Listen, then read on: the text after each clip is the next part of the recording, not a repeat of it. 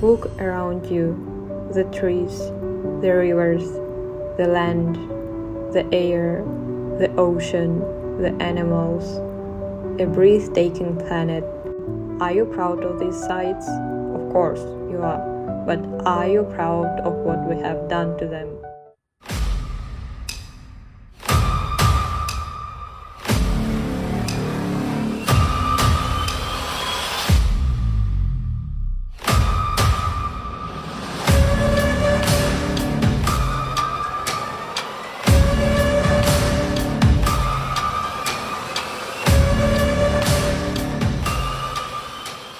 The objective of this video is to raise awareness about deforestation and inspire action to protect our environment.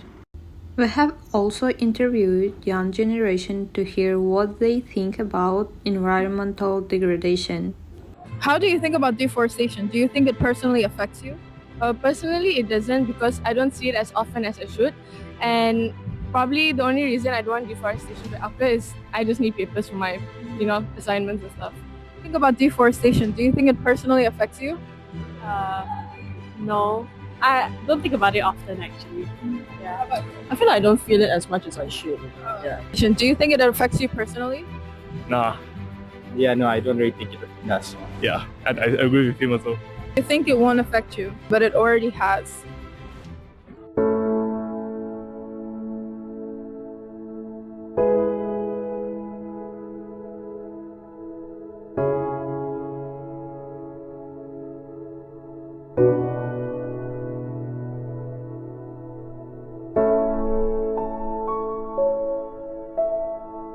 Tak mana lah itu laung tak ada ikan. Masa depan tak ada nelayan. No locations registering very unhealthy air pollutant index API readings as of 9 a.m. Deforestation is far bigger and closer than you think. It is why your neighborhoods are underwater and why traffic is unbearable. It is why you are forced to wear a mask throughout the year so you can stay safe. It is why every hour one species is closer to extinction. For some, it's not just trees, it's food, it's medicine, it's shelter, it's home. In 2024 alone, the world lost 6.7 million hectares of tropical primary forest. That's about the size of Panama, gone in just 1 year. Brazil was responsible for nearly 40% of that loss. Over 2.8 million hectares cleared.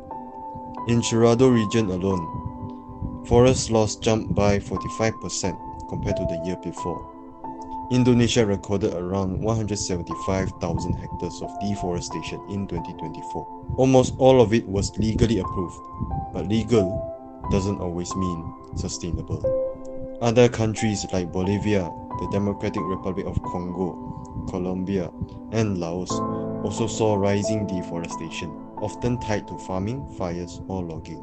For the first time ever, fires were the #1 cause of tropical forest loss in 2024. Those fires released more than 4.1 billion tons of carbon dioxide, more than 4 times what planes around the world emitted that year.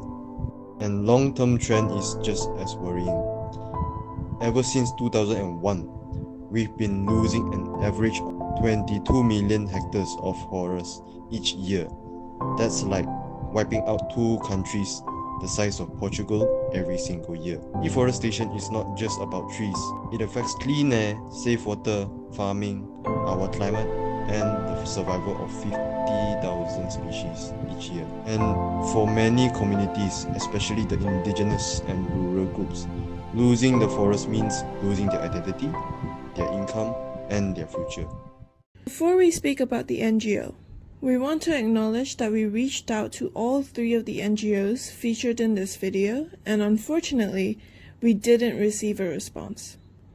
So the following is based entirely on publicly available information. We will first begin with a homegrown changemaker, the Bambusa Foundation. Bambusa Foundation is a non-profit private organization based in Selangor, Malaysia, working on the front lines of environmental restoration. Their efforts span forest, wildlife, marine, geological, and human conservation. Public sources don't name a founder or specify the foundation's start date, but Dr. Mohammed Hakim Abdullah, who is listed as CEO, is recognized as a key leadership figure. From deforestation to marine degradation, Bambusa tackles Malaysia's toughest environmental issues using an approach that blends science, community, empowerment, and ecological restoration. Their mission? To reverse environmental degradation by placing people, especially rural and indigenous communities, at the heart of conservation. In 2023, Bambusa made national headlines with the launch of Malaysia's first all-local nature-based carbon credit project in collaboration with FRIM and Pantas. Their philosophy is summed up in this line: we use nature because she provides. We lose nature because she's free. For our second NGO, it's Greenpeace Malaysia, a global giant with local impact.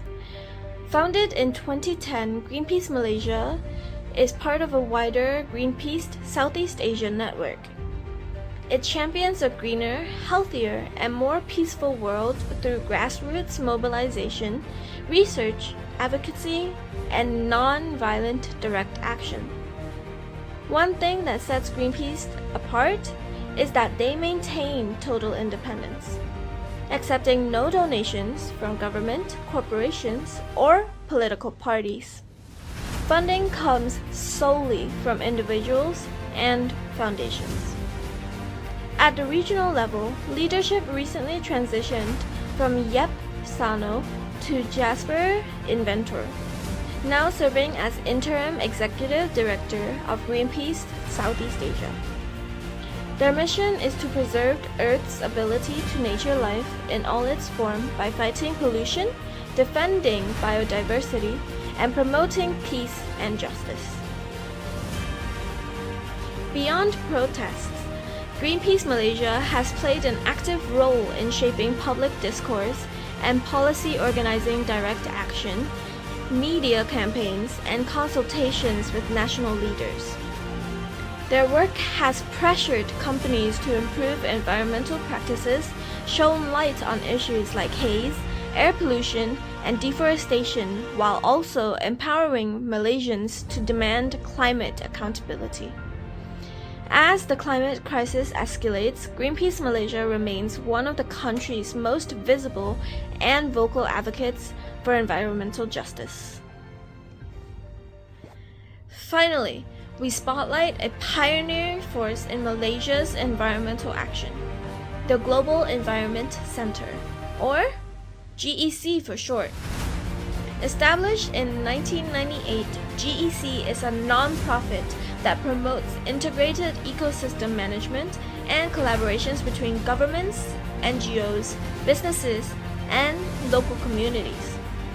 GEC's founder and director, Fazal Parish, has earned widespread recognition, including the prestigious Merdeka Award in 2022. Their vision is simple but powerful, and it's to build a world where humans and nature thrive side by side, especially in the face of development and climate pressure. Their mission supports sustainable use of natural resources while amplifying community voices and driving evidence-based solutions. GEC also plays a vital role in policy advocacy and international environmental collaboration, often serving as a bridge between science, policy, and public action. From peatlands to coastlines, GEC is helping shape Malaysia's ecological resilience, one project at a time. Even after years of destruction, nature can heal. It will help her. When we take action against deforestation, the changes are not just symbolic, they are real. Forests start to breathe again, trees grow, and with them come clean air, cooler temperatures, and fresh water. Communities, that once suffered from floods, heat, and poor soil begin to recover. In Malaysia, reforestation projects have already made a difference. Over 400,000 mangrove trees have been planted by local NGOs, protecting coastal areas, restoring habitats, and bringing back biodiversity. But this isn't just about nature, it's about people. Forests are food, medicine, and culture. When we protect forests, we also protect human rights, traditional knowledge, and the future of thousands of families. We can't turn back time. We can't bring back the forest we've destroyed or the species.